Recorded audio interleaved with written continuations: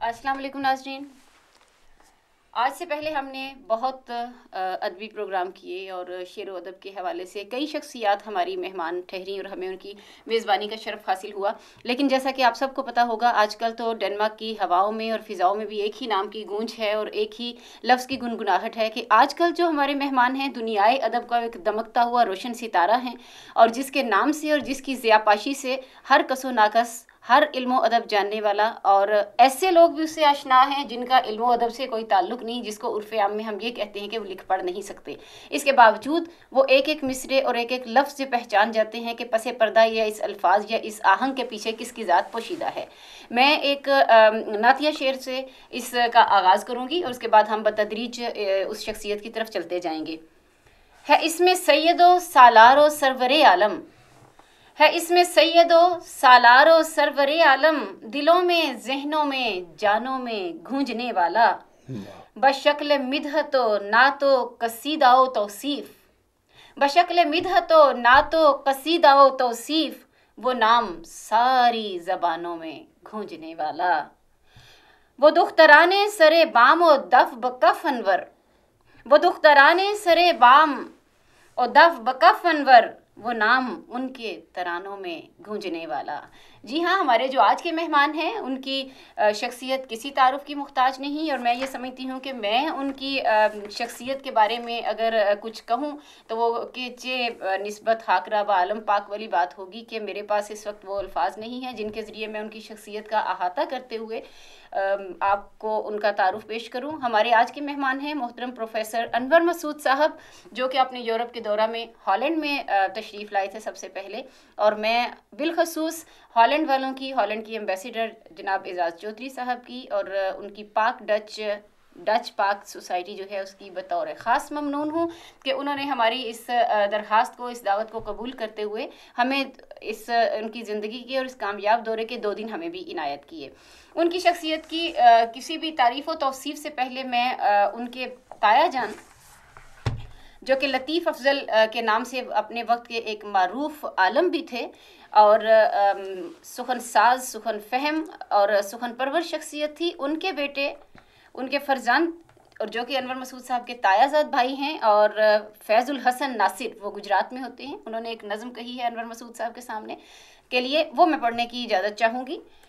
फ़न की दुनिया का चमकता हुआ गोहर अनवर, फ़न की दुनिया का चमकता हुआ गोहर अनवर, इल्मो दानिश का छलकता हुआ सागिर अनवर, कू बकू बांटता फिरता है खुशी के लम्हात, कू बकू बांटता फिरता है खुशी के लम्हात, प्यार के गीत मोहब्बत का पैगंबर अनवर, दाइम अल्फाज को पहनाता है मफहूम नए, दाइम अल्फाज को पहनाता है मफहूम नए, मानवियत का बलागत का समंदर अनवर, शायरी को कई पहनाए हैं गहने उसने, शायरी को कई पहनाए हैं गहने उसने, कोई बतलाओ कि शायर है कि ज़रगर अनवर, क्या हुनर बख्शा है अल्लाह ने अल्लाह अल्लाह, क्या हुनर बख्शा है अल्लाह ने अल्लाह अल्लाह, जहर कातिल को बना देता है शक्कर अनवर, इस तरह करता है तस्वीर कशी लफ्ज़ों में, इस तरह करता है तस्वीर कशी लफ्ज़ों में, आँख के सामने ले आता है मंजर अनवर, नज़्म उर्दू की सुना जाए कि पंजाबी की, नज़्म उर्दू की सुना जाए कि पंजाबी की, लब पे हर शख्स के होता है फिर अनवर अनवर, लोग कहते हैं मुकर्रर पे हम, शेर पर शेर सुनाता है बराबर अनवर, वो हंसा सकता है, हाँ हाँ वो रुला सकता है, वो हंसा सकता है, हाँ हाँ वो रुला सकता है, अहद हाजिर का अनोखा है सुहन अरबर अनवर। तो आइए नाजरीन, हम आपकी मुलाकात करवाते हैं एक नाबग़ाए रोज़गार शख्सियत, एक लिविंग लेजेंड मोहतरम प्रोफेसर अनवर मसूद साहब से, जो कि हमारी खुशबख्ती से آج ہمارے ساتھ ہمارے اسٹوڈیو میں موجود ہیں. تو انشاءاللہ ہم آج کا جو انٹرویو ہے اس کو ہم نے کئی حصوں میں اور کئی ادوار میں بانٹ دیا ہے, اور ہم یہ چاہتے ہیں کہ جب ایک ہمارے پاس ایسی شخصیت موجود ہے کہ جس کے اوپر صرف ایک نظم نہیں, ایک مضمون نہیں, بلکہ مضامین در مضامین چیزیں لکھی جا چکی ہیں, کتاب در کتاب ان کی حوالوں سے جو ہے ان کی شخصیت کو ساگر کو ایک گاگر میں بند کرنے کی کوشش کی جا چکی ہے. آج جب کہ وہ ہمارے درمیان موجود ہیں تو ہم لوگوں نے یہ کوشش کی ہے کہ ان کی پیدائش سے لے کر ان کی زندگی کے مختلف ادوار کا, ان کی شخصیت کا, ان کے فن کا اور شاعری کا مختصراً احاطہ کرتے ہوئے آج کے دن کی سچویشن تک پہنچا جائے. تو یہ والا جو ہمارا حصہ ہے اس میں سب سے پہلے ہم ان کی پیدائش سے ان کی ذاتی زندگی اور ان کی تعلیم اور ان کی ملازمت تک کے حصے کا احاطہ کریں گے. اس کے بعد ہر مرحلے میں, ہر ایپیسوڈ میں یا قسط میں ایک نئے موضوع کے ساتھ ہم ان کا انٹرویو کریں گے. تو آئیے ناظرین, ملتے ہیں محترم جناب انور مسعود سے. السلام علیکم پروفیسر صاحب. جی وعلیکم السلام. صدف آپ نے میرا بہت ہی پرتکلف تعارف کرایا ہے, ایسی کوئی بات نہیں ہے, یہ آپ کا حسن ظن ہے, اسے زوئے سے سمجھ لے, زے سے سمجھ لے. میں ابھی یہ کہنے اضافہ کرنے ہی جا رہی تھی کہ الفاظ کی جادوگری ہے یا شعبدہ گری ہے یا وہ کیا کہتے ہیں زرگری ہے. میں یہ سمجھتی ہوں کہ یہ میری زندگی کی سب سے بڑی سعادت ہے, بلکہ یہ وہی میں سوچتی ہوں کہ یہ ایک ایسا خواب ہے جس کا میں نے کبھی خواب بھی نہیں دیکھا تھا کہ بچپن سے لے کے اب تک میں نے آپ کے کلام کو پڑھا اور اس سے مستفیض ہوئے اور اس سے بہت کچھ سیکھا. اور آج ہمارے پاس ایک ایسا زرعی موقع آیا ہے کہ آپ بنفس نفیس یہاں تشریف رکھتے ہیں اور ہم آپ سے ہم کلام ہیں اور ہمیں ہم سخن ہونے کا موقع ملا. صدف میں اس سے پہلے بھی آیا تھا جی, ڈینمارک میں, میرا یہ پہلا نہیں ہے, میں اس سے پہلے بھی ایک دفعہ آیا تھا اور مجھے یاد پڑتا ہے تقریباً 14-15 سال پہلے, 1994 کی بات ہے. تو میں نے معاف کیجئے 2 سال چرا لیے. تو میں آیا تھا تو ایک لائبریری میں مشاعرہ ہوا تھا. جی ہاں, میں آپ موجود تھی. ابھی آپ نے ذکر کیا میرے یہ کزن کا, فیض الحسن ناصر کا, یہ اچھے شعر کہتے ہیں فیض صاحب, لیکن ان کے والد صاحب جو تھے میرے تایا جی, جو مولانا عبداللطیف افضل جو ہے, وہ یک وقت اردو کے, پنجابی کے اور فارسی کے شاعر تھے. میری طرح تینوں زبانوں میں شعر کہتے تھے, بلکہ آپ ان کی طرح تینوں زبانوں میں. جی جی بالکل بہتر یہی ہے. بلکہ مجھے ان کا ایک قطعہ یاد ہے کہ پنجابی کا, کہ میں بولدا ساں او سندی سی, او وچ کدی نہ بولی سی, او بولدی سی میں سندا سا, میری جیباں گونگی بولی سی, ہن دووے کٹھے بولنے ہاں تے سندا کل محلہ اے, کوئی کہندا ہے ایو چلی اے, کوئی کہندا ہے ایو چلا ہے. تو گویا میری تربیت میں ان کا بھی بڑا حصہ ہے. میں اس کو, اور دوسرا یہ ہے میری نانی مرحومہ جو ہیں وہ بھی شاعرہ تھیں اور ان کا نام تھا کرم بی بی, عاجز ان کا تخلص تھا, اور وہ ان کا مجموعہ بھی شائع ہو چکا گل و گلزار کے نام سے. تو یہ شکر ہے کہ میں ایسے ماحول میں پیدا ہوا جہاں سے میرے ذوق کی جو ہے وہ تربیت ہوئی ہے. تو میری والدہ کو بھی ادب سے بہت دلچسپی تھی.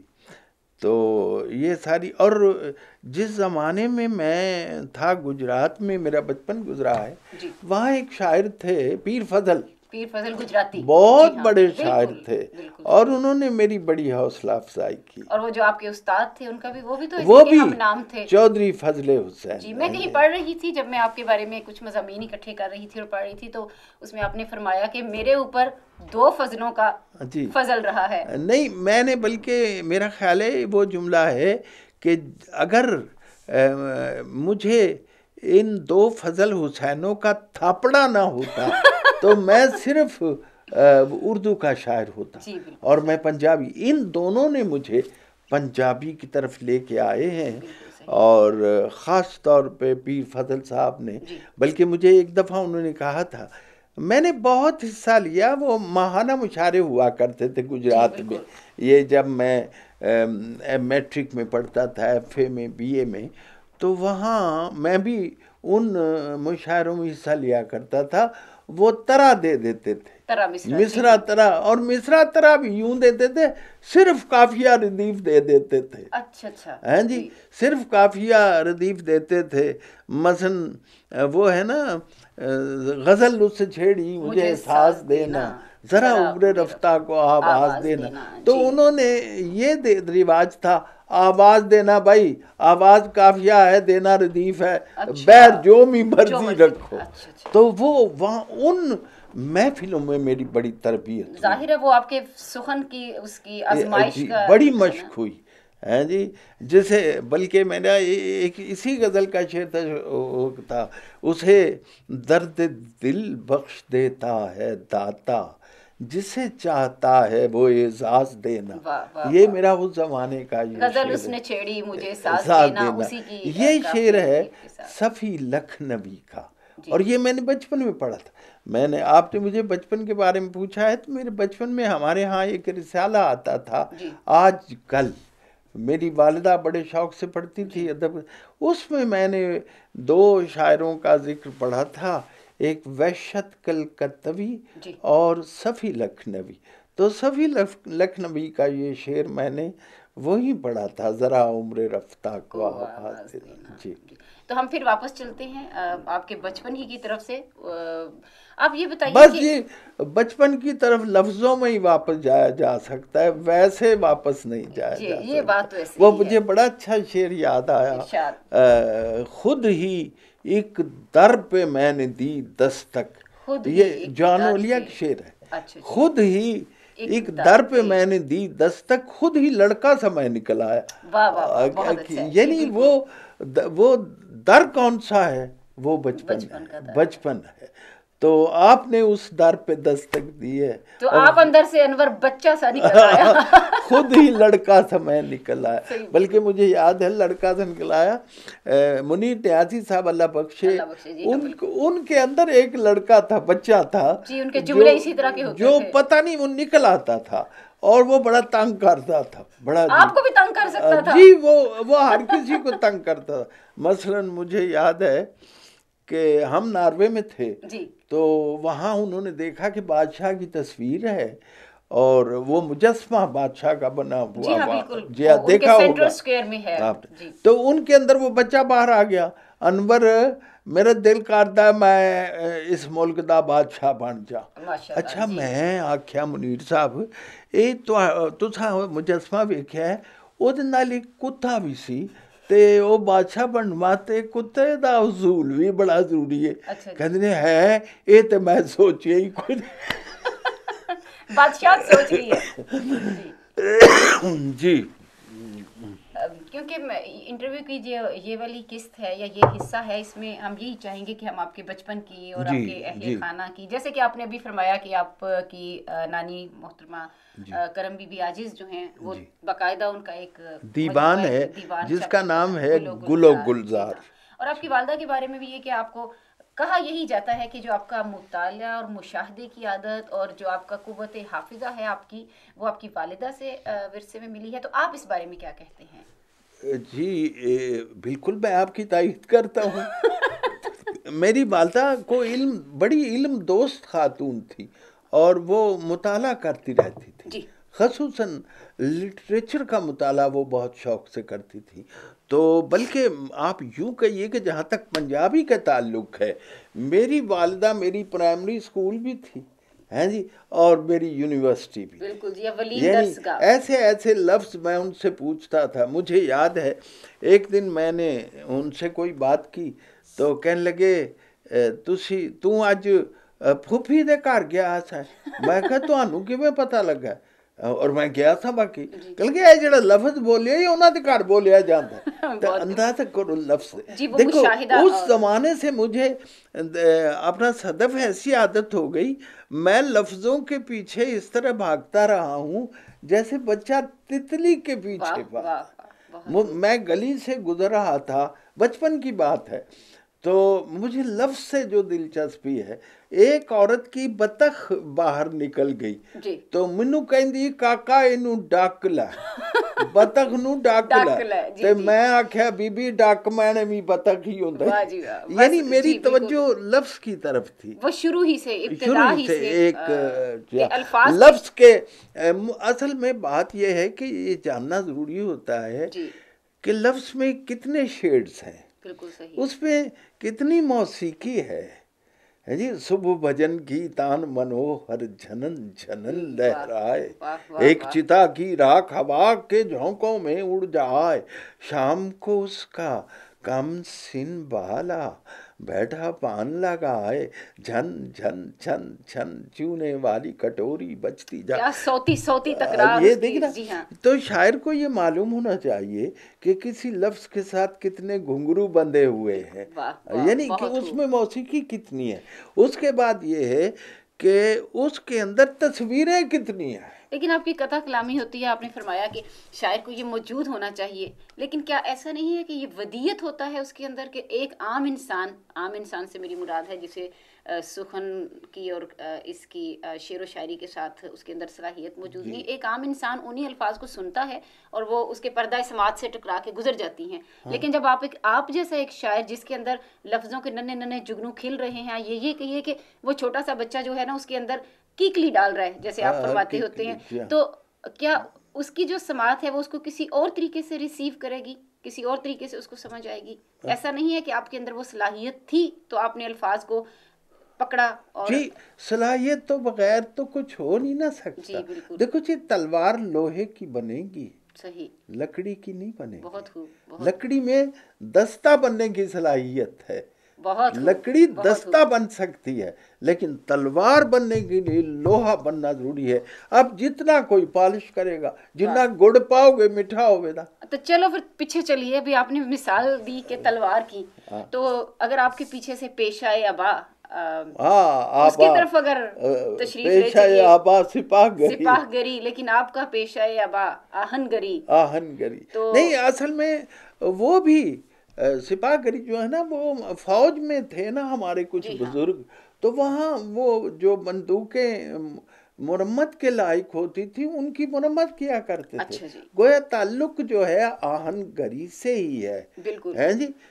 तो अब भी मेरा ताल्लुक उस खानदान से, वही खानदान है जो पंखे बनाते हैं गुजरात में। आपने यूनस फैन सुना होगा, ऐसे फैन सुना होगा, और जनाब और इस तरह के आप वो जो हैं आबिद इलेक्ट्रिक कंपनी है, इस तरह और हैं, अपना वो पाक फैन सुना होगा जी। बिल्कुल। अच्छा, वो सारी हम एक ही परदादा की औलाद है, माशाल्लाह, हम एक परदादा की औलाद, एक ही कड़ी दर कड़ी नहीं जा रहे। उन्होंने लोहे के पंखे बनाए हैं, हमने गोश्त पोस्ट के फैन बनाए। मैं वही कहने जा रही थी कि उनके फैन बरकी थे और आपके फैन जो हैं वो जी। चलते फिरते फैन हैं। तो इसी हिसाब से अब जब से आपका पूरा जो खानदान है वो आहनगरी की तरफ से है, उनका पेशा एक और है, तो आप ये बताइए कि जब आप जैसा एक इंसान बीच में से निकलता है जो कि आहनगरी की तरफ मुतवज्जो नहीं है, तो क्या रहा खानदान वालों का तासुर क्या था, या आपके जो वालिद साहब थे या वालिदैन जो हैं उनका क्या ख्याल था? मेरे वालिदैन ने, असल में मेरा दिल पढ़ने को चाहता था, लेकिन मेरे जो थे खानदान वाले वो कहते थे जी इस मुंडे नूं तुसीं कारखाना बना के दो, ये भी पखे बनावे, लेकिन मेरा दिल नहीं लगता। आपका बाबू बनने पे दिल था? बाबू ना कहिए, टीचर। शुरू में ही जब मैं बच्चा था तो मैं कहता था, जब मैं टीचर्स को बातें करते देखता था तो मैं कहता था कि ये बात जो इसने की है ये यूं नहीं, यूं करनी चाहिए थी। तो गोया मेरे अंदर एक टीचर था, शुरू से दर्स और तदरीस की जो, तो मैं शुरू से ही प्रोफेसर बनना चाहता, बचपन से ही मैंने तय कर लिया था। और मुझ में अल्लाह ताला ने ये मुझे, शायरी तो खैर है, लेकिन अगर जो दूसरा करम मुझ पे ये हुआ है कि मुझे बात मुझे जो आती हो मैं उसको समझा देता हूँ जी। बिल्कुल कोई शक नहीं। जी, मसलन मुझसे, मैंने पढ़ा रहा था, एक स्कूल में पढ़ाया मैंने बीए करने के बाद, कुंजा में। जी हाँ, कुंजा में। आप तो मैं पढ़ा रहा था ठोस माया गैस 7ویں جماعت کے لڑکوں کو ہے جی. میں نے کہا جیسے یہ پتھر ہے، یہ ٹھوس ہے، یہ پانی ہے، مایا. ایک لڑکا اٹھا، اس نے کہا جی منشی جی کوئی ایسی شاید دسو جی تریوے ہون. ٹھیک ہے جی. ٹھوس، مایا، گیس. تو ایک دم میرے ذہن چ گل آئی، میں کہا تیرا پیو حکا پیندا ہے؟ کہندا جی میں آپو پینا. میں کہ حکا ٹھوس ہی جیڑی بھی میٹیریل ہے او دے اندر مایا ہے تے او دی نڑی وچوں گیس نکل. واہ بہت اچھے، بہت جی. یہ تینوں پیدائشی استاد. تو یہ مجھے سمجھانے کا ایک، میں گلی کے لڑکے لے کے بیٹھ جاتا تھا اور بلیک بورڈ رکھ کے تو وہ چیزیں سمجھا دیتا تھا جو مجھے بھی نہیں آتی تھی. اور میں نے شروع سے یہ سوچا تھا کہ اگر مجھے، دیکھیں میں نے ٹاپ کیا فارسی میں ایم اے میں، تو میں سلیکٹ ہوا پبلک سروس کمیشن سے. اگر مجھے پبلک سروس کمیشن سلیکٹ نہ کرتا، لیکن کیوں نہ کرتا ہے جب آپ نے ٹاپ کیا تھا، تو میں لڑکوں کو مسجد میں لے کے بیٹھ جاتا. میں نے زندگی میں جو وقت کلاس روم میں گزارا ہے صدف، میری زندگی کا سنہرا ٹائم. یعنی وہ جذبہ نہیں ہے، وہ جنون ہے. جنون. حافظ کا مصرع ہے کہ حافظ درون میکدہ دارت قرار گا، کہ حافظ میکدے میں یوں ہے. آگے عربی کا مصرع ہے، قد تیر فی الحدیقۃ واللیث فی اللجم، جیسے باغ میں پرندہ ہوتا ہے، جیسے جنگل میں شیر ہوتا ہے. تو میں نے کلاس روم میں ہمیشہ یہ، جب لڑکے مجھ سے پڑھتے تھے اور جب امتحان کی تیاری کے لیے چھٹیاں ہوتی تھی تو کلاسیں خالی ہو جاتی تھی تو مجھے بڑا دکھ ہوتا تھا.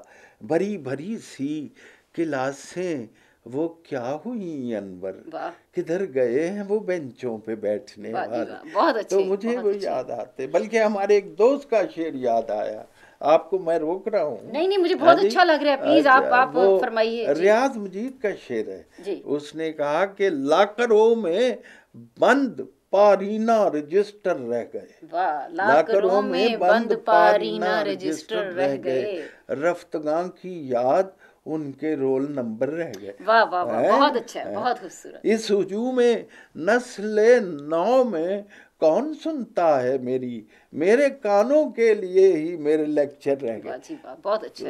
یہ تجربہ ہے ہمارا. تو مجھے گویا ان باتوں کا ماحصل یہ ہے کہ مجھے ٹیچنگ سے بہت زیادہ قریبی رابطہ رہا ہے. اور میں نے، یہ اللہ کا فضل ہے کہ میں نے 2 ہی چیزیں چاہی تھیں بننے کے لیے، کہ میں شاعر بن جاؤں، میں ٹیچر بن جاؤں، اور اللہ نے مجھے دونوں موقع دی. جی جی. یہ جیسے کہ آپ کو شروع سے اگر شوق تھا کہ آپ ایک مدرس یا معلم ہی بنے، لیکن یہ بھی تو ہے کہ آپ نے اس پہ کمپرومائز نہیں کیا. جہاں تک میری معلومات کا تعلق ہے تو میں نے پڑھا تھا کہ آپ کو شروع میں میڈیکل کی طرف دھکیل دیا، اس کے بارے میں بتائیے. نہیں، وہ بڑی سیدھی بات ہے کہ میرے والدین، ہر ایک کے والدین اس زمانے میں 2 ہی سبجیکٹ ہوتے تھے زیادہ پاپولر. نہ یہ کوئی نہیں تھا، کمپیوٹر سائنسز نہیں تھی اور اس طرح کے، صرف یہی ہوتا تھا کہ میٹرک کرنے کے بعد یا بندہ انجینئر بنے یا ڈاکٹر بنے، یا نان میڈیکل پڑھے یا پری میڈیکل جو ہے. تو میرے والدین نے بھی چاہا کہ میں بھی ڈاکٹر بنوں. تو پھر جب میں نے میڈیکل میں داخل ہو گیا ایف ایس سی میڈیکل، وہی اسی کے بارے میں کالج. لیکن جب میں یہ دیکھتا تھا کہ پھول کو لے کے یہ بلیڈ سے چیرتے ہیں جی، اور کتنا ستم ہے. میں تو دیدہ اس کا، تو اسے تو بلبل کی آنکھ سے دیکھنا چاہیے. آپ بلیڈ لے کے اس پہ اس کے فارمولا نکال رہے ہیں، بالکل جراحت کی طرف جا رہے ہیں آپ. اور ادھر ڈڈو جو ہے مینڈک جسے کہتے ہیں جی، اس کا جو ڈائسیکشن ہوتی تھی تو میں بیٹھ کے غزل لکھ رہا ہوتا تھا. تو پھر آخر یہی طے ہوا میرے اور میڈیکل سائنس کے درمیان کہ اگر ہمارے راستے جدا ہو جائے تو دونوں کا بھلا ہو جائے. بالکل. تو پھر میں نے آرٹس لیے، اور پھر صدف اللہ کا یہ کرم ہوا کہ میں ہر مضمون میں ٹاپ کرتا. لیکن پچھلی طرف کی وہ بات بھی سنائیے نا کہ جس وقت آپ سائنس کی طرف تھے تو اس وقت حساب وغیرہ کے ساتھ آپ کے تعلقات کیسے تھے؟ حساب میں ایک دفعہ میں پاس ہو گیا. یہ بلکہ مزیدار بات یہ ہے کہ اب جو آپ کے کتاب ہیں یا اب جو آپ کی شاعری ہے اس میں 3 4 2 اس میں آپ علم الاعداد میں بڑے ماہر نظر آتے ہیں. بعض چیزوں میں مثلا مجھے ٹیلی فون نمبر یاد رہتے ہیں. جی ہے جی. اور بلکہ اتنی عدد کو یاد رکھنے کی ایک صلاحیت ہے میرے اندر. وہ وہاں ہماری ایک جاننے والی ہیں بہت ہی مہربان ہماری کیسرا علوی صاحبہ, وہاں پروفیسر ہیں اسلامی یونیورسٹی میں. میں ان کے گھر گیا تو کہنے لگی کہ کوئی لکھ دیجئے میں قطع جو فریم کرا لوں. تو میں نے کہا کہ کیسرا علوی ایک پروفیسر علم و ادب کی پیاسی ہے, ٹیلی فون کا نمبر اس کا 5585 ہے. تو ان کو یہ کہہ دیا 5585 بدل لو بہتر ہے. اس زمانے میں 6 ڈیجٹ ہوا کرتے تھے. تو عدد یاد رہتا ہے. وہی میں دیکھ رہی تھی آپ کی شاعری میں بھی گونجتے ہیں اعداد. وہ میں نے کہا ویسے بھی عام قوموں میں مسلمانوں کو حساب کم آتا ہے. اچھا. شوگر نہ ہو کسی بھی مسلمان کو اے خدا, مشکل سا ایک سوال ہے یہ بھی حساب کا. اور مجھے ذاتی طور پہ حساب سے کوئی دلچسپی نہیں تھی. ہے جی, اگر اتنا وہ اصل زر ہے اور اتنا سود نکلا تو مجھے کیا فائدہ. بالکل صحیح, بالکل صحیح. تو اگر بچپن کے زمانے سے ہم ذرا آگے چلتے ہیں تو آپ کی تعلیم کا جو سلسلہ ہے وہ BA کے بعد منقطع ہو جاتا ہے. جی, وہ اصل میں میرے وسائل ایسے نہیں تھے کہ میں BA میں, جیسا کہ میں نے آپ کو کہا کہ میں نے FA میں شعر کہنے شروع کر دیے تھے باقاعدہ. تو ایک نظم میں نے لکھی تھی بچپن پر, وہ شاید آپ کی نظر سے گزری ہو. کیا بچے سلجھے ہوتے ہیں جب گیند سے الجھے ہوتے ہیں, اسی میں ہے جو ہنسانا ہوتا ہے, رونے کو چھپانا ہوتا ہے. تو بہرحال وہ نظمیں لکھی. تو میرے پروفیسر صاحب اللہ بخشے سید حامد حسن سید, انہوں نے کہا کیونکہ انگریزی شاعری میں نے نئی پڑھی تھی تو میرا کچھ وائڈر ہو گئی تھی اپنا ذہن اس سے کہ شاعری یوں بھی ہوتی ہے, یہ صرف یہ محبوب کی آنکھیں اور زلفیں شلفیں نہیں ہوتا, اور بھی بہت کچھ ہے زمانے میں, اور بھی دکھ ہیں زمانے میں, محبت کے سوا راحتیں اور بھی ہیں وصل کی. تو پھر میں نے یہ نظم لکھی. انگریزی کی نظمیں چائلڈ ہوڈ پر تھیں کئی نظمیں جو حامد صاحب نے پڑھائی, اور مجھے فخر ہے حامد حسن صاحب, وہ کیا زمانہ تھا, اتنی ڈیووشن تھی انہیں اپنے سبجیکٹ سے. کہنے لگے جب میں مروں گا تو منکر نکیر آئیں گے, نکیر عین آئیں گے, تو مجھے کہیں گے من ربوں کا, میں کہوں گا انگریزی میں پوچھو. کیونکہ میں نے یہی پڑھائی ہے اور یہی پڑھی ہے. یعنی اتنے وہ سنسیئر تھے اپنے سب. اس شخص نے مجھے کہا کہ مجھے میری محنت وصول ہو گئی جب یہ نظم میں نے کہی. اور جب پنجابی کی نظم میں نے ایک بھینس پر, یہ نظم نہیں تو کی جانے, اس سے پہلے بھی جی آپ پڑھ چکی ہوں گی. تو وہ چودھری فضل حسین تو جناب کہتے تھے کہ ایک کام ہوا ہے, ایک ساڈے منڈے نے تے جناب کمال کر دی, ایو جی مجھ دی سٹڈی جڑی ہے او تے کسے بھی نہیں کی. تے حضور ایو ہی مجھ دی سٹڈی نا جتے ڈانگا پڑن لگیاں سی تانوں, یہ وہی ہے نا نظم جس کے اوپر آپ کو لوگ مارنے آ گئے تھے. یہ اصل میں ہمارے ہمسائے میں تھے, بحث تھی, تو ہم نے ویسے ہی ان کو چھیڑنے کے لیے کہا کہ بھائی آپ کی بحث جو ہے یہ اب جوان ہو گئی ہے, اس کی بگڑے چالے نہیں, ہاں ایدی شادی کر دو. تو وہ میں نے نظم لکھ دی, اور وہ میں نے نظم جا کے کالج سنائی. دوسرے دن وہ ہاکیاں لے کے مجھے مارنے آ گئے. اور پھر ہم نے کیا کیا کہ فیصلہ یہ ہوا کہ نظم پھاڑ دو.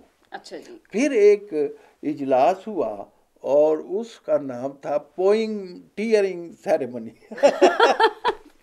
انگریزی اتنی آ گئی تھی کہ پوئم سیریمنی. تو وہ نظم تو میں نے پھاڑ دی، لیکن انہیں کیا پتا کہ مجھے کہاں بھولتی ہے. بالکل صحیح. تو وہ میری پہلی نظم تھی. تو اس پہلی باقاعدہ نظم یعنی جی باقاعدہ وہ تھی جو اردو کی تھی. اچھا باقاعدہ تو نظم جو ہے نا وہ اردو کی نظم تھی. وہ میری پہلی نظم تھی اردو کی، جس کا ابھی شعر سنائے ہیں آپ نے، کیا بچے سلجھے جب گیند سے الجھے ہوتے ہیں. یہ ہم انشاءاللہ جب شاعری کے حوالے سے بات کریں گے تو اس وقت پیچھے سے لے کے آئیں گے آپ کے ابتدائی اشعار سے. لیکن میں دوبارہ اسی چیز کی طرف جانا چاہتی ہوں کہ جس کتاب کی میں پڑھ رہی تھی ساری کتابیں اکٹھی کر کے، تو مجھے کچھ چیزوں نے بہت متاثر کیا. کون سی؟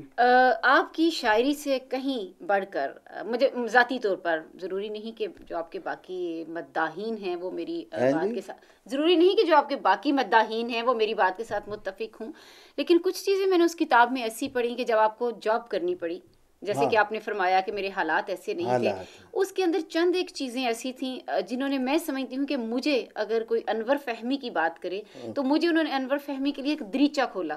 میں نے آپ کی سنجیدہ شاعری کا مطالعہ پھر ان حالات کے پیش نظر کیا. اس کے بارے میں آپ کچھ گفتگو کرنا پسند فرمائیں گے؟ کیوں نہیں. اصل میں نے کچھ چھپایا نہیں. جی بالکل. اور چھپانا چاہیے بھی نہیں. حقیقت ہے کہ تاکہ آنے والی نسل جو ہے اسے انسینٹو ملے، اور حالات کیسے بھی گمبھیر ہوں، حالات سے کہ آگے ہتھیار نہیں ڈالنے چاہیے. جی اور جدھر میرا ایک شعر ہے کہ جدھر گیا ہوں میرے ساتھ راستہ بھی گیا. جدھر گیا ہوں میرے ساتھ راستہ بھی گیا. میرے ساتھ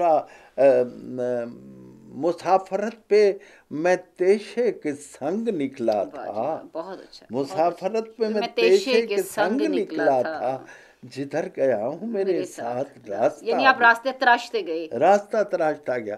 تو میرے حالات خاصے خراب تھے. اس کی ایک وجہ یہ تھی، جو صریح وجہ تھی، کہ میرے والد محترم اللہ ان کی بخشش فرمائے، ان کا تصوف کی طرف میلان ہو گیا اور دنیا داری سے ان کی دلچسپی ختم ہو گئی. تو جتنے بھی گھر کے فرائض تھے، بہن بھائیوں کے سارے، ماں کے، والدہ بیمار تھیں، تو وہ مجھ پہ آ پڑے. تو پھر مجھے پڑھنا بھی تھا، کیونکہ یہ میں نے طے کر رکھا تھا کہ یہ کام میں نے نہیں کرنا، میں نے پڑھنا ہے، میں پروفیسر بننا ہے، ماشاءاللہ پروفیسر بننا ہے. تو پھر یہ ہے کہ میں کچھ عرصے کے لیے، آپ حیران ہوں گی، ایم اے کرنے کے بعد بھی میں نے ایک جگہ کام کیا تھا، ایک پریس پہ پروف ریڈنگ کا. 15 دن میں جاتا رہا وہاں سے، لاہور سے ماڈل ٹاؤن، جون کے مہینے میں پیدل. جی اور اس میں غلطیاں نکل آئیں، لہذا انہوں نے پیسے کاٹے، اور وہ میری مزدوری 8 آنے روز تھی. اور جب وہ مجھے پیسے ملے 15 روپے ہی ملے شاید، مجھے یاد ہے. تو اس وقت مسئلہ یہ تھا کہ میرے پاس جوتا نہیں تھا، تو ٹوٹ گیا تھا جوتا، یا میں جوتا خریدتا، یا والدہ کو شوگر تھی ان کے لیے دوائی خریدتا.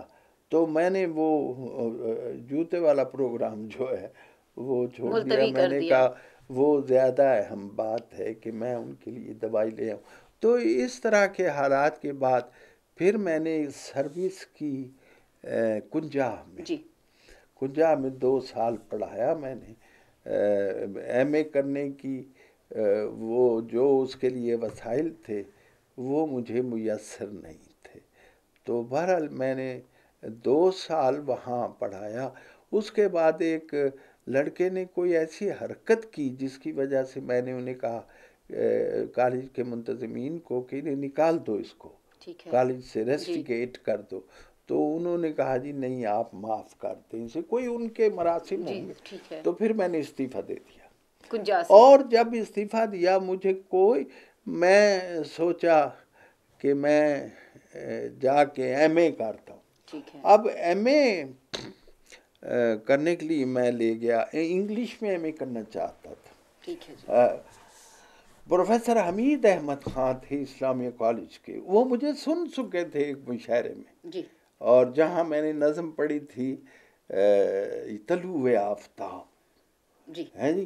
اور وہ میں نے 1 مہینہ صبح اٹھ کے سحری کے وقت دیکھتا تھا کہ دن کیسے چڑھتا ہے جی. مشاہدہ آ گیا نا پھر. جی ہاں کیسے چڑھتا ہے جی. نکلا ہے خرابات سے مائل بخرابی، بہکا ہوا بپھرا ہوا بد مست شرابی. جی میں نے دیکھا کہ شبنم کے قطروں میں نے سورج کی تصویر دیکھی. جی تو وہ ہے اڑتے ہیں قطاروں میں شکر بیز پرندے. جی اسی طرح پیراہن ایسے کہ پھولوں میں بھی پیراہن یوسف کی مہک ہے. یہ نظم جب میں نے لاہور پڑھی تو حمید احمد خان تھے، ایلس فیض کی بیگم صاحبہ وہ بیٹھی تھی، عابد علی عابد تھے، وہ ناصر تو وہ بھی تھے. ہاں جی اور بھی بہت سے لوگ تھے. تو لوگوں نے فرسٹ آئی نظم چودھری فضل حسین لاہور میں یوں پھرتے تھے کہ جیسے ہم نے لاہور کو فتح کر لیا. اتنی انہوں نے میری تو مجھے حمید احمد خان اس میں سن چکے تھے. تو وہ کہتے تم وقت پہ آ گئے ہوتے تو میں تمہیں داخلہ دے دیتا. تو پھر اس کے بعد لیکن اب میرے باپ کی بھی فرمائش آئے. وہ اپنے اصولوں کے آدمی تھے. حالانکہ عابد علی عابد صاحب کا میں رکا لے کے گیا تھا ان کے پاس. دیکھو جی 3 بڑے آدمی تھے جن کی بچیاں مجھے ملی ہیں، جن میں ملا ہوں، مجھے یہ شرف حاصل ہے. عابد علی صاحب کی بیگم وہ ہے آپ جانتی ہیں شبنم شکیل ہے جی. وہ میرے بہت ہی میری ان سے یاد اللہ ہے، اللہ انہیں خوش رکھے. تو دوسری جو ہے نسرین نون میم راشد کی بیٹی I9 میں رہتی تھی، میرے محلے میں رہتی تھی. اور پھر یہ ہے کہ میری ملاقات منیرہ سے بھی ہوئی. نہیں منیزہ فیض احمد فیض کی اور منیرہ حضرت علامہ اقبال کی. تو یہ مطلب ہے میں نے وہ جن اکھیاں نے دل بر ڈٹھا وہ اکھیاں تک لئیاں، جن اکھیاں نے دل بر ڈٹھا وہ اکھیاں. تو میں نے ان لوگوں کو دیکھا ہے. جاوید اقبال صاحب سے بھی میری ملاقات ہوئی ہے. تو بلکہ میں جاوید صاحب جب مجھے ملے علامہ اقبال کے صاحب تھے تو میں نے کہا میرے نام کہنے لگے آپ کو اپنا تعارف کرانے کی ضرورت کیوں پڑی ہے. تو یہ میرے لیے خوشی کا مقام. تو پھر مجھے انگریزی میں داخلہ نہیں ملا. وہ فارم میں نے اٹھایا تو میں یونیورسٹی اورینٹل کالج میں آ گیا. تو وہاں مجھے ڈاکٹر سید عبداللہ تھے پرنسپل. انہوں نے مجھے ریفر کیا باکر صاحب کی طرف جو فارسی کیڈ تھے. تے منو کہندے نے اوئے تو فارسی پڑھ کے تیل بیچیں گا. تو میرا سیدھا جواب سی کہ تسی پہ تیل بیچ دو. چپ ہو گئے اور انہوں نے ایک دم سائن کر دیے. اب سائن تو ہو گئے اور باہر بیٹھ کے انہوں نے کہا جی پیسے جمع کرائیے فیسیں. اب میں سوچ پیسے کہاں سے لاؤں. تو وہ جو وقت گزرا ہے وہ بہت مشکل تھا. یہ سوچنا پیسے کہاں سے آئیں گے. پھر 2 سال میں داخل ہوں گا، ہاسٹل کا خرچ کہاں سے چلے گا. پھر گھر والے جو ہیں ان کا کیا بنے گا. یہ اس طرح کی بہت سے مسائل تھے.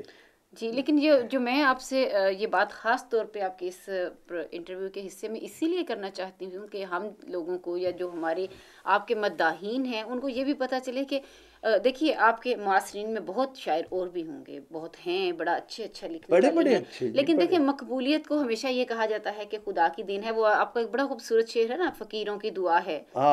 انور کی کوئی اپنی فضیلت نہیں واللہ، اللہ کا احسان ہے فقیروں کی دعا ہے. اور اس میں کوئی شک نہیں ہے.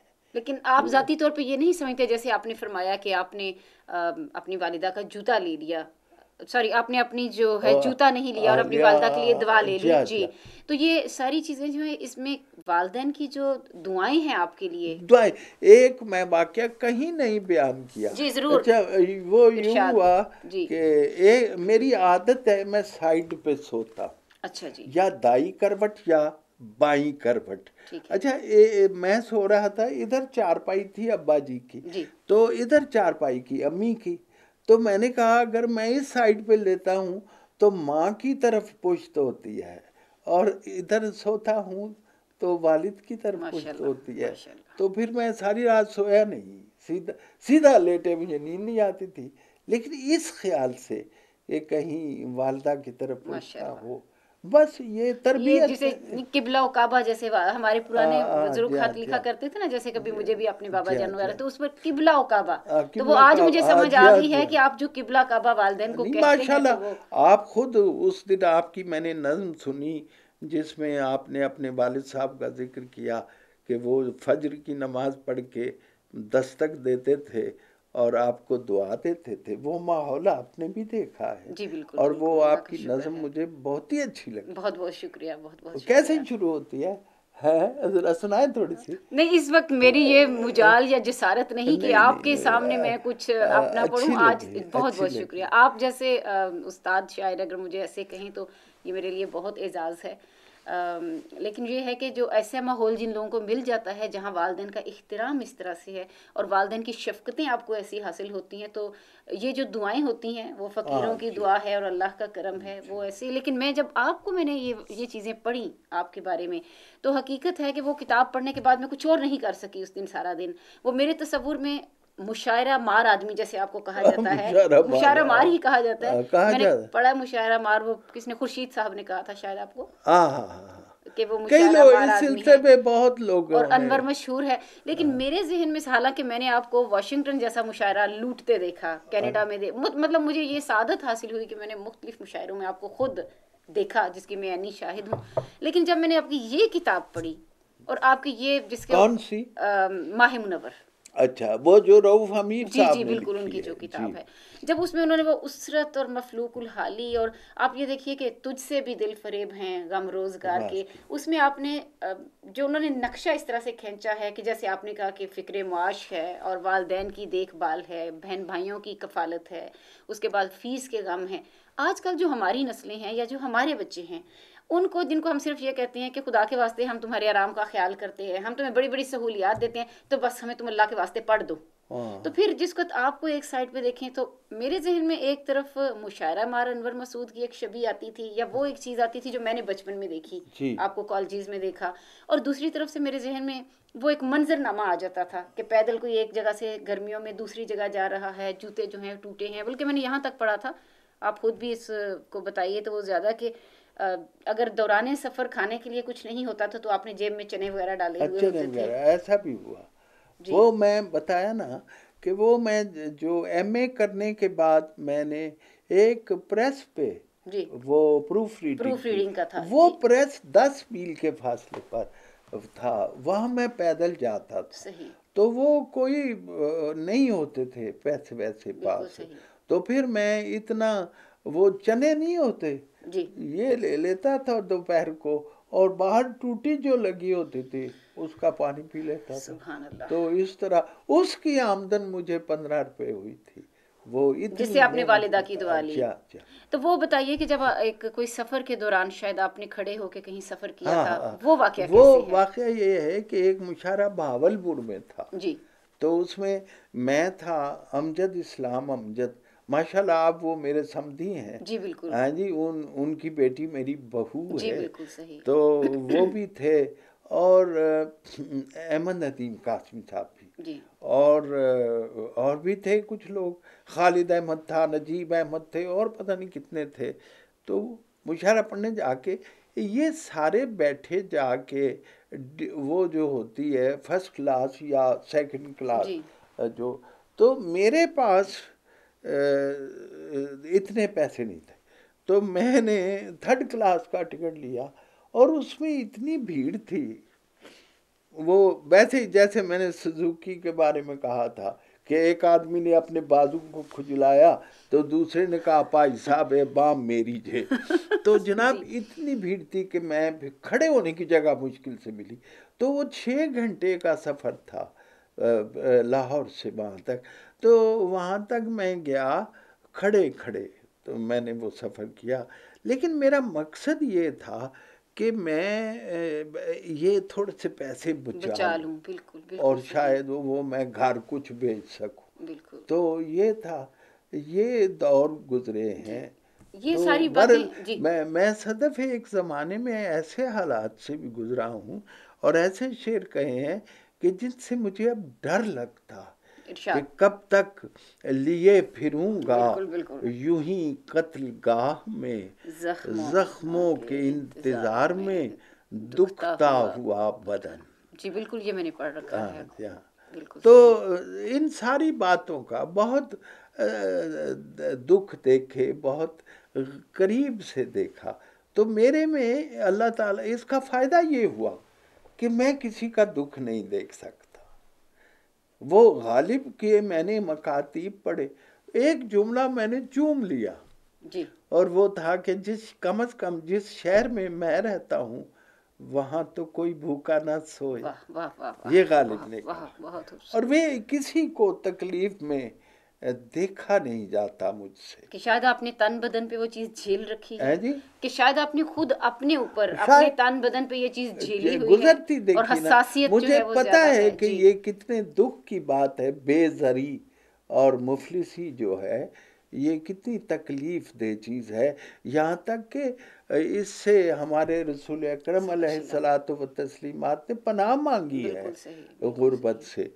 تو میں نے وہ، لیکن یہ بات ہے کہ مجھے اللہ نے کمپنسیٹ بہت جی ماشاءاللہ، اس کی طرف ہم ضرور آئیں گے. جو رحمتیں برکتیں آپ پہ نازل ہوئیں، بڑا جن کو میں نے خود ایک 3rd کلاس ڈپارٹمنٹ میں ایک سفر کرنے والا ایک نوجوان، اور اس کو آج جو ہے وہ بڑے سے بڑا ہوائی سفر آپ کے قدموں کے نیچے ہے. لوگ آپ سے باقاعدہ ایک سال پہلے تاریخیں مانگتے ہیں، باقاعدہ آپ کو جو اس وقت ماشاءاللہ اعزاز ملا ہے. تو اگر بچپن کی طرف آپ پیچھے پلٹ کر دیکھیں، میں نے یہ سارے سوالات کرنے کی جسارت اس لیے بھی کی ہے انور صاحب کہ میں یہ چاہتی ہوں کہ کیونکہ ان چیزوں نے میرے اوپر بہت اثر کیا. اور حقیقت یہ ہے کہ جس وقت میں یہ کتاب پڑھ رہی تھی تو مجھے رکنا اس پہ پڑتا تھا کہ مجھے محسوس ہوتا تھا جیسے وہ آپ کسی کے دکھ کو یا اس حالت کو اپنے اندر سے محسوس کر رہے ہیں. اور پھر یہ چیز اپنے اوپر منکشف ہوتی ہے کہ اتنی سہولیات کے باوجود ہمارے لبوں پہ اگر شکوہ آتا ہے تو ہم پیچھے مڑ کے یہ چیزیں کیوں نہیں دیکھتے. یہ چیزیں آپ انٹرویو میں کرنے کا یہ بھی مقصد ہے کہ اس انٹرویو کے ذریعے ہمارے سب دیکھنے والوں کو، پڑھنے والوں کو، جنہوں نے ایک ہنستا مسکراتا ایک انور مسعود دیکھا ہے کہ جو جب محفل میں آتے ہیں تو کہکوں سے اور خوشی سے چھتیں اڑتی ہیں، اس کے پیچھے سے جو سنگ بنیاد ہے، جو پہلی سیڑھی ہے، اس کو انور مسعود نے اس سفر کو کیسے طے کیا ہے. تو یہ ساری جسارتیں میں نے اسی لیے کی کہ خود آپ کی زبان سے آپ جو بات بتائیں گے، اگر کوئی لکھے گا، لکھنے کا ایک اپنا اثر ہے، لیکن جب آپ نے خود فرمایا تو وہ کہتے ہیں کلام شاعر بزبان شاعر، لیکن حالات شاعر بزبان شاعر، وہ اس کا ایک اور ہی مزہ ہے. اور اصل میں یہ جو تھے نا رؤوف امیر صاحب، جنہوں نے کتاب پہلی بات، بالکل یہ کتاب ماہ پہلی تو بات یہ ہے کہ انہیں میں نے منع کیا تھا کہ یہ کتاب کا نام نہ رکھیں ماہ منور. اصل میں انہیں خواب سنا بیٹھا تھا اپنی دادی کا کہ جب میری پیدائش میں کچھ دن باقی تھے تو میری دادی نے خواب دیکھا کہ ہماری چھت پر چاند اتر آیا، تو اس ریاض سے انہوں نے نام رکھا ہے. لیکن میں نہیں چاہتا تھا یہ نام رکھنا. جی انہوں نے اس میں ذکر کیا ہے، اور میں سمجھتی ہوں کہ ان کی شخصیت کو بھی ڈاکٹر رؤوف امیر کی کو داد دینی چاہیے کہ جنہوں نے اتنا بڑا، یہ اتنا تحقیقی کام ہے کہ اس کو ایک دفعہ پڑھنے کے بعد بار بار پڑھنے کو جی چاہتا ہے. جتنا خوبصورت پیرائی میں انہوں نے بیان کیا ہے یہ، اور یہ مجھے اپنا مضمون لکھنے کے بعد یہ کتاب ملی تو پھر مجھے ایسے لگ رہا تھا کہ وہ بیکار کا میں نے کام کیا ہے، مجھے آج سرے نو آپ کا مضمون بھی بہت اچھا ہے. اور وہ میں نے جب مجھے ملا، حالانکہ آپ کے پاس ابھی میری 2-3 اہم کتابیں نہیں پہنچی تھی، جو سیف الملوک کا ترجمہ ہے یا پھر جو میری فارسی ادب کے چند کوشیں، پھر بھی آپ کا مضمون بہت پرتاثر اور بہت بھرپور ہے ماشاءاللہ. میں سمجھتا ہوں کہ یورپ میں مجھ پر سب سے اچھا مضمون آپ نے لکھا. بہت بہت شکریہ جی، بہت بہت شکریہ. اچھا یہ جو ہے رؤوف امیر صاحب، یہ جب انہوں نے ایم اے کیا تو انہیں سروس کی ضرورت تھی. یہ میرے کالج میں آئے اور انہوں نے کہا کہ میں نے یہ کالج اس لیے جوائن کیا ہے کہ یہاں انور مسعود ہے، ماشاءاللہ، یہ انہوں نے کہا۔ پھر اس مجھے بڑا دکھ ہوتا ہے ذکر کرتے ہوئے کہ ان کا انتقال ہو چکا ہے۔ تو 8 سال یہ میرے ساتھ رہا۔ حالانکہ یہ کتاب پڑھ کے، سوری آپ کی قطع کلامی ہوتی، یہ کتاب پڑھ کے میرا یہ جی چاہ رہا تھا کہ میں جب کبھی پاکستان جاؤں تو ان سے میں بطور خاص جا کر ملوں، کہ انہوں نے ایک بہت بڑا کام کیا ہے، بڑا کام کیا، بہت بڑا کام کیا ہے۔ ایک باری آپ ان کے ساتھ بڑی بے تکلفی تھی، اور مجھے یوں لگتا یہ 8 سال میرے ساتھ رہے، یہ 8 سال لڑکوں کو نہیں پڑھاتے رہے، یہ انور مسعود کو پڑھتا رہا۔ اس میں کوئی شک نہیں، اس کتاب سے یہی اور ظاہر بے ہوتا ہے۔ تکلف اتنا تھا، ایک دن سخت گرمی تھی تو ہم جا رہے تھے، تو وہ دکان ایک لسی کی دکان پہ دہی والا وہ بند تھی، تو اس نے خود کلامی کے طور پر کہا رؤف امیرہ تو تریایا مر جاسے، تو میں نے فوراً مصرع لایا اوے خنزیرہ تو تریایا مر، تو وہ اکثر خود ہی سنایا کرتا تھا۔ بہت خوب، بہت خوب۔ تو اس وقت آپ کی میں نے بہت وقت لیا، اور میرا خیال ہے اب آپ کو تھوڑا سا آرام دیا جائے۔ تو ناظرین، یہ ہمارے گفتگو کا اور انٹرویو کا پہلا حصہ تھا، جو کہ انور مسعود صاحب کی ابتدائی زندگی اور ان کے خاندانی پس منظر کے حوالے سے تھا، اس کے علاوہ ان کے ابتدائی حالات کے حوالے سے تھا۔ اور میں یہ سمجھتی ہوں کہ ایک قاری کی حیثیت سے جب اس کو میں نے پڑھا تو مجھے انور فہمی کی وہ ایک بنیادی کلیدی ایک چیز مل گئی، جس کے اوپر میں اپنے باقی مضمون کی اور یا اپنے باقی انٹرویو کی بنیاد رکھ سکوں، کہ آج کے دور میں جب بطور ماں کے ہم لوگوں کو یہ محسوس ہوتا ہے کہ بچے کے لیے فلاں چیز دی جائے تو شاید ہم بچے کے اندر یہ صلاحیتیں پیدا کر سکیں، ہم ان کو ڈگری دینے کے چکر میں ہیں۔ شاید ہم نے یہ کبھی نہیں سوچا کہ اگر ماں جو ہے وہ پہلی درس گاہ ہوگی، اور ماں جو ہے وہ اپنے بچے کی ایسی تربیت کرے گی کہ جس کے پیش نظر وہ کوئی انور مسعود پیدا کر سکے۔ تو اس پیغام کے ساتھ ہمارا پہلا مرحلہ جو ہے، پہلا انٹرویو کی قسط ختم ہوتی ہے۔